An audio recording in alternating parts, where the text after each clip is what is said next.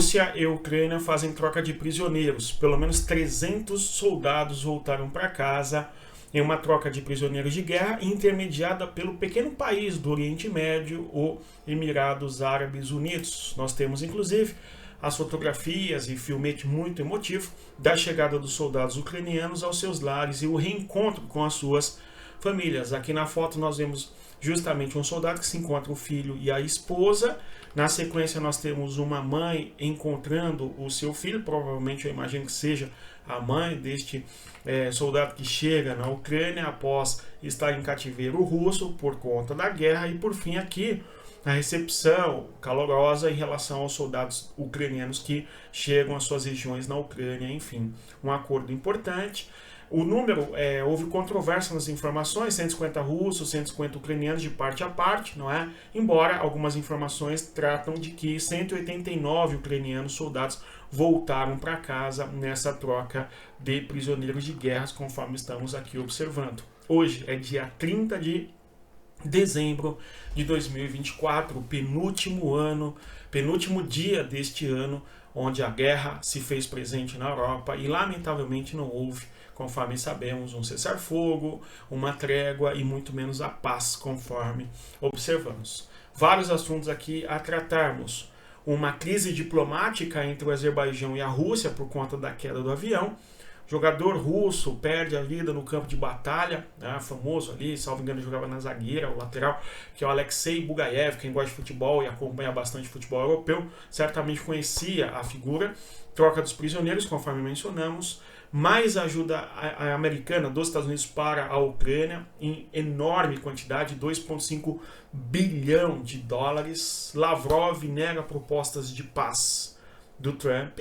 Talvez então o Trump não conseguirá em 24 horas após tomar posse enquanto presidente levar adiante um projeto de paz. Vamos acompanhar. Temos ainda o ataque russo no ataque a quartel-general russo feito pela Ucrânia, no caso, em Zaporizhia, bem como também a Síria e a sua projeção de poder local e a relação com a Ucrânia, vamos observar. E também no fronte de guerra, uma eventual queda de Kurakhove. São aqui alguns dos temas importantes a serem abordados no nosso canal. Se você gosta desse conteúdo, se te faz melhor compreender as questões de geopolítica, peço a você que deixe o like, se inscreva no nosso canal e, claro, divulgue também para as pessoas que gostam de geopolítica. Síria e relação com a Ucrânia, o que eu vou chamar a atenção, uma tentativa ucraniana de expandir os seus laços e as suas relações diplomáticas com o novo governo da Síria. Conforme vemos aqui na foto, nós temos o Andrei Syriba, que é o chefe da diplomacia ucraniana hoje, no caso é o ministro das Relações Exteriores, em Damasco, e se encontra com Al-Julani. Mudou de nome, não é mais o nome mais conhecido, o atual governante da Síria, líder do HTS. Nós vemos aqui a fotografia entre eles, com eles, aliás, em discussão sobre parceria estratégica. Vamos entender o que significa isso. O fato é, a Rússia ainda está presente militarmente no território da Síria, conforme nós sabemos, tudo bem? Porque a Rússia tem ali as bases aéreas, é o caso da região de Latakia, bem como também a base terrestre, que é uma base militar na região, de Tartus. Ainda que haja a diminuição do efetivo militar russo na região da Síria, nós assistimos, aliás, muitos russos indo embora, deixando aquela região, enfim, tá certo? Apesar disso, a Rússia ainda está presente na Síria, tá bom? Porém, com muito menos influência, provavelmente, tá certo? Não está claro, repito, como que será a relação da nova Síria com a Rússia, porque o ex-governante sírio está hoje refugiado em Moscou, conforme nós sabemos, sob a proteção do Vladimir Putin. Mas a questão da Síria, vejamos, da Ucrânia, melhor dizendo. A Ucrânia e a Síria, então, têm demonstrado publicamente, aí nessas questões de relações internacionais, um esforço de aproximação, certo? E o encontro hoje entre o Ministério das Relações Exteriores da Ucrânia e o governo novo da Síria foi justamente para selar uma parceria estratégica. Recentemente nós vimos a discussão de que Os ucranianos ajudaram o HTS com tecnologia de drone e o disponibilidade do conhecimento ali, do know-how, não é? De como se utiliza o drone, enfim, para a derrubada do governo de Bashar al-Assad. E há alguns dias nós comentamos o fornecimento de grãos da Ucrânia para a Síria, tá certo? Salvo engano, 500 toneladas de trigo da Ucrânia em direção à Síria, e hoje o encontro diplomático entre o governante, não é, da Síria, o novo governante, inclusive com a nova bandeira da Síria, conforme nós podemos observar ali, aquela bandeira com 3 estrelas e a bandeira da Ucrânia ao lado. Um encontro bastante marcante aí para a projeção de poder da Ucrânia junto à Síria. Vejam só, um texto aqui: a Ucrânia e a Síria querem construir uma parceria estratégica após era glacial, não é, diplomática, ou seja, um congelamento de relações por conta da estreita relação que havia entre o governo de Bashar al-Assad da Síria e a Rússia, enfim. Haverá relação a nível político, econômico, social, disse Assad al-Shaibani, ministro dos Negócios Estrangeiros da Síria, no novo governo interino, após uma reunião com seu homólogo ucraniano Andriy Sybiha, conforme nós mencionamos na fotografia, tá?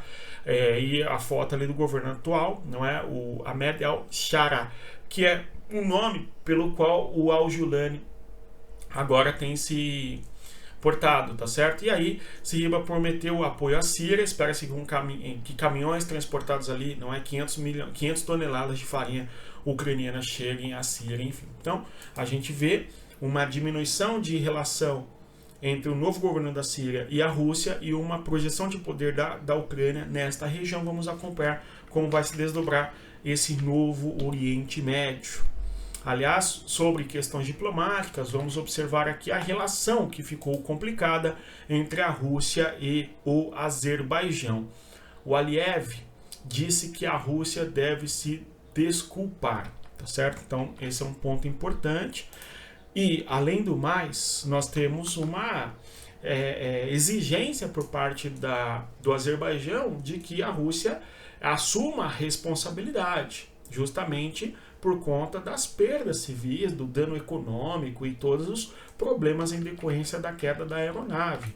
Não apenas queda, mas a aeronave foi derrubada, conforme nós sabemos. E aqui eu chamo a atenção: a crise diplomática entre a Rússia e o Azerbaijão. O Azerbaijão é um importante aliado russo na região do Cáucaso, enfim, tá certo? Agora, Aliyev, o novo governo, não é, quer que Moscou assuma a responsabilidade. Mais ainda, não viagens de cidadãos do Azerbaijão para diversas cidades russas. Tudo bem? Então nós temos um rompimento importante de relações ocorrendo entre a Rússia e o Azerbaijão. Vejam só, podemos afirmar com total certeza que o avião foi abatido pela Rússia, a declaração de Aliyev. Não estamos dizendo que isso foi intencional, mas foi o que aconteceu. E de fato nós analisamos aqui, né, gente? Certo? Acusando Moscou de tentar encobrir o ocorrido com desculpas sem sentido. Tá? Os fatos são claros. A aeronave civil do Azerbaijão, isso é o Aliyev falando, né, gente? Aqui aspas. A aeronave civil do Azerbaijão foi danificada externamente sobre o território russo, perto de Grozny, e perdeu o controle, tal, teria afirmado. E aí nós falamos, o avião foi alvejado, ele ainda viaja toda a região do Mar Cáspio até, lamentavelmente, cair no território do Cazaquistão, que, aliás, já enviou para o Brasil, junto à empresa brasileira Embraer, a responsável pelo desenvolvimento, fabricação e montagem do avião, não é?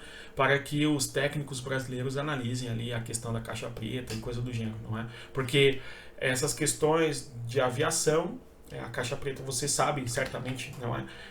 O quanto elas são importantes, porque elas revelam o que aconteceu de fato e busca-se desenvolver meios tecnológicos, técnicos, enfim, de prevenção e de diminuição de problemas, não é, junto aos próximos aviões a serem fabricados, construídos, enfim, ajuda bastante e esclarece muito o que aconteceu, perfeito?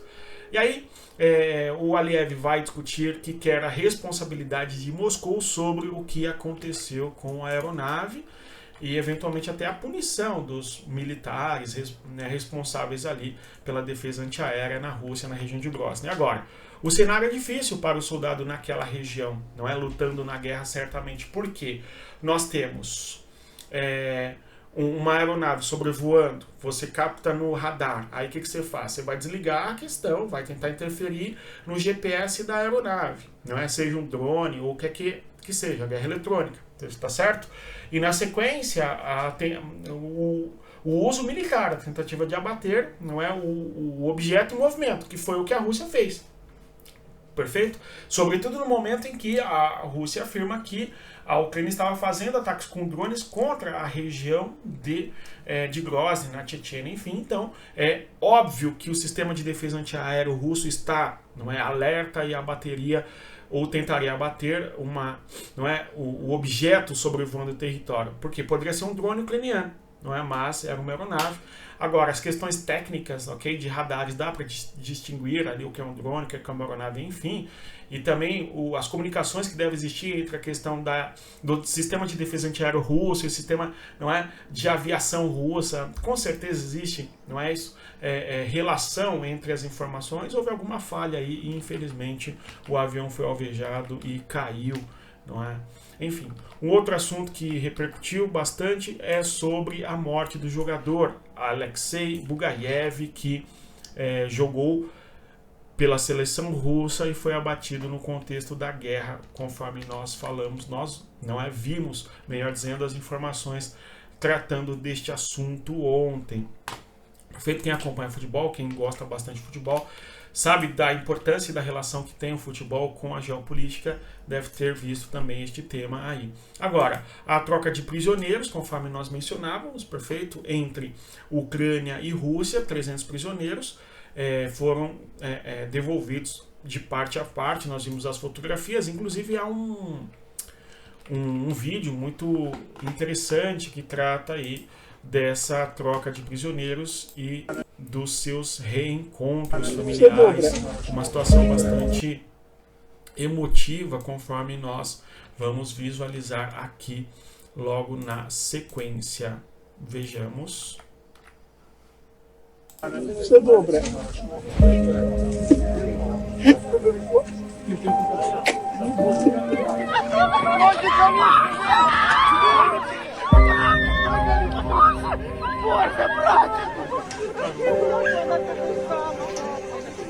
I don't ever slow up, no I don't take shit. I got no love for the fakeness. If you wanna play tough and wanna hate this, I'll always show up. I don't ever slow up, no I don't take shit. I got no love for the fakeness. If you wanna play tough and wanna hate this, I'll always show up.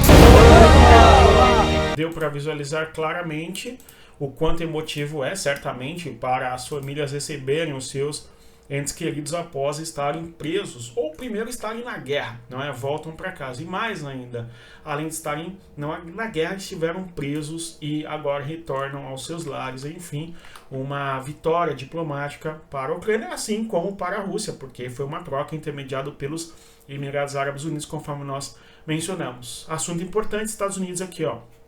Nós temos o governo Biden destinando 2,5 bilhões, no caso, de dólares para a Ucrânia, na forma de armamentos e ajuda, não é? Humanitária e coisa do gênero, enfim. Isto é até o final do governo de Joe Biden, tá certo? E a gente tem aqui, inclusive, a carta da Casa Branca, tratando justamente aí da ajuda que nós teremos dos Estados Unidos para a Ucrânia. Olha só, hoje, não é? Me orgulho tal de anunciar próximo a 2,5 milhão, não é? Bilhão, no caso, de dólares em segurança, em assistência para a Ucrânia, para o povo ucraniano continue, não é? Se defender, tá certo? E buscar sua independência e liberdade da Rússia e sua agressão, enfim. Então o texto vai dizer a respeito do como nós podemos dizê-lo, né? Do modo que o dinheiro vai ser destinado para a Ucrânia e por quê? Para proteger a Ucrânia e o povo ucraniano da agressão russa, conforme nós lemos aí. E parte do dinheiro, 1,2 bilhão, tá certo? Será para a ajuda militar ucraniana. E 1,2 bilhão será para assistência, tá certo? E segurança. E a reconstrução, eventualmente, no território ucraniano da sua infraestrutura afetada pela guerra, enfim, conforme visualizamos. Agora, naquela parte que é destinada aos equipamentos militares, aqui nós temos a informação de quais serão os equipamentos militares que a Ucrânia irá receber. Mísseis Taurus, por exemplo, mísseis HAR, tá certo? Agora a questão é, a Ucrânia vai poder utilizar esses mísseis no território da Rússia ou só no território da Ucrânia ocupada, enfim. Tudo bem? Drones, não é? Munição de drones, enfim, a lista completa aí dos equipamentos que a Ucrânia vai receber dos Estados Unidos, enfim, tudo bem? Nós vimos nessas últimas semanas o governo Joe Biden se posicionando de maneira a expandir a ajuda para a Ucrânia em termos econômicos, enfim. Outro tema importante, a questão da paz. O governo da Rússia, na figura do Lavrov, dizendo que as propostas do Trump são não satisfatórias no que se refere ali à busca pela paz. Perfeito? Então, as propostas do governo Trump são propostas não satisfatórias, segundo o governo de Putin, segundo o governo de Putin aí, e a visão do Lavrov, conforme nós vemos aqui. Eu até separei uma das falas do Lavrov, que é esta daqui, ó. Desde já, não estamos satisfeitos com as propostas feitas em nome dos representantes da equipe do presidente dos Estados Unidos, Donald Trump, de adiar a adesão da Ucrânia à OTAN por 20 anos. Este é um dos pontos. E de introduzir um contingente de manutenção da paz formado por forças britânicas e europeias na Ucrânia.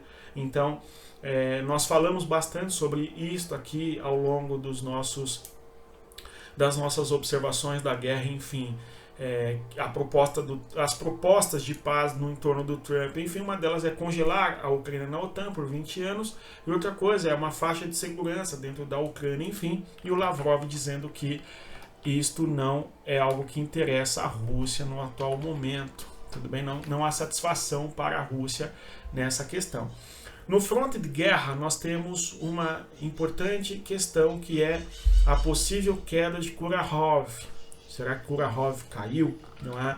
O que nós vemos no contexto dos mapas que observam os avanços russos na região é basicamente a Rússia dominando mais da metade do território de Kurahov aqui, ó, nesta região, e buscando avançar pesado aqui. Tudo bem? Outra discussão importante é a região de Velika Novosibirsk, que é onde a Rússia tem pressionado bastante, perfeito? E aqui nós vemos os principais eixos da guerra na região do Donbass, no Donetsk sobretudo. A pressão russa em Chasiv Yar. Houve discussões de que a Ucrânia teria feito uma contraofensiva aqui em Chasiv Yar e teria retomado parte do território. Nós temos um confronto pesado entre a Rússia e a Ucrânia em Toretsk. Continua aqui uma briga muito pesada pela conquista dessa região. E a Rússia já chegando à região de Pokrovsk e fazendo bombardeios aqui na cidade de Pokrovsk, que é o próximo passo para onde a Rússia pretende se destinar. Isto é, se não houver uma contraofensiva ucraniana e tentar empurrar os russos nesses frontes de guerra aí no próximo ano, não sabemos o que vai acontecer, vamos continuar acompanhando. Mas, enquanto não há uma contraofensiva pesada da Ucrânia nestas regiões, o fato é que a Rússia vai avançando aos poucos nestas localidades, conforme nós observamos todos os dias. Aliás, inclusive na própria região do Donetsk, nós temos a Rússia conquistando ali um pequeno vilarejo, certo? E hasteando a sua bandeira, conforme a gente pode até visualizar na imagem aqui, capturada desde de cima, dos soldados russos hasteando a sua bandeira. Então aí os soldados russos hasteando a sua bandeira, aquela coisa toda, coisa das forças armadas, ao conquistar um terreno, hastearem sua bandeira, enfim. A gente viu isso no Brasil quando o Exército Brasileiro atuou no Rio de Janeiro, por exemplo, e à medida que eles conquistavam certas regiões, nos morros, eles hasteavam a bandeira do Brasil, enfim. Eu ia falar sua bandeira, mas no caso é a bandeira do Brasil, Enfim, nós temos, por fim, a discussão de que a Ucrânia fez um ataque na região de Salsk, no interior do território da Rússia, na localidade ali como chama? Deixa eu lembrar o nome ali, na região do Rostov-on-Don, Então vejam vocês, aqui nós temos o drone atuando na região. Existe a filmagem, tá certo? esse drone ele vai ser alvejado, conforme nós vimos. Então esta localidade é uma localidade de petróleo, tudo bem? É mais uma das regiões petrolíferas russas que são alvos da Ucrânia, conforme nós observamos, enfim, tá? Pessoal, no mais é isso. Você chegou até aqui, agradeço a presença. Vamos continuar acompanhando todas as questões que envolvem o contexto da guerra. Mas, como é final de ano, o Putin enviou uma mensagem para líderes mundiais a fim de desejar a eles, não é isso? Um feliz ano novo, enfim. E uma das pessoas que foi citada foi o presidente Luiz Inácio. Vocês conhecem o sobrenome, enfim, do Brasil, junto com governantes da Bolívia, da Venezuela, do Irã, da Hungria, tá certo? Do próprio Azerbaijão, enfim, tudo bem? Outro tema importante que eu separei para nós observarmos é a ocupação da Rússia na Ucrânia, nos territórios, e da Ucrânia na Rússia, no Kursk, no território de Kursk. A Ucrânia ocupa 2% de Kursk, enquanto que a Rússia ocupa 99% de Luhansk, 68% de Donetsk, 76% de Zaporizhia e 78% de Kherson e 0,5% da região de Odessa, tá certo? Conforme nós vemos nesse mapa, além de 3,5% de Kharkiv. É este o atual cenário da guerra em 2024. Quase o último dia do ano, vamos acompanhar como será o próximo ano e a relação, tá certo, da guerra entre Rússia e Ucrânia, enfim. No mais é isso, bons estudos, conforme eu sempre digo a vocês, respeito à geografia, e convido você a fazer parte da comunidade geopolítica, o link está na descrição do nosso vídeo. Até mais, respeito à geografia, tchau pessoal.